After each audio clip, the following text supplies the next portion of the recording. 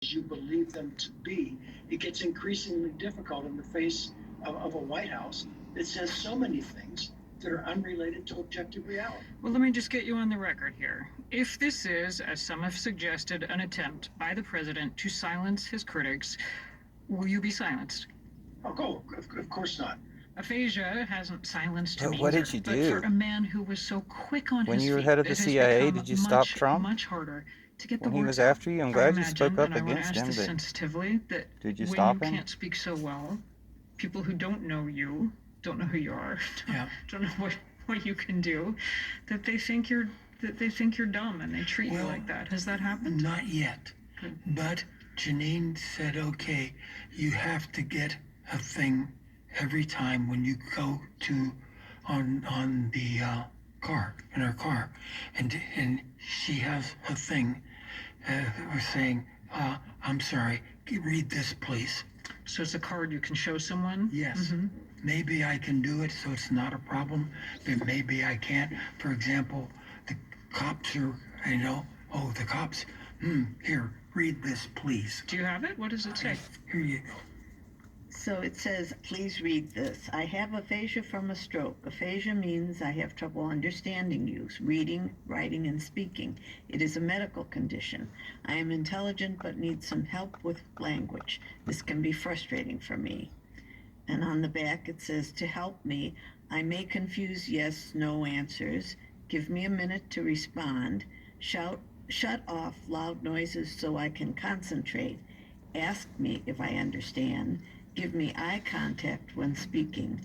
Call my caregiver for information, and that's If we all had a card we could give cops with that much information on it and expect them to actually read it and respond, we wouldn't have problems. If we all had cards that told them how to act. He hosted an event this summer through the Hayden Center. That's the National Security Forum he founded. Big panel of speakers, headlined Understanding Aphasia. The former CIA director says he is thinking about how to advocate for others who've had a stroke, who maybe feel isolated, who are not, as he considers himself, lucky. Very much so, because Janine was with me, the kids were with me, and so on. Every once in a while, we're sad. I'm sad, okay? But mainly, no, I want to do more. More. He wants to get back to more public speaking. And the Haydens want to take a cruise, a river cruise in Europe.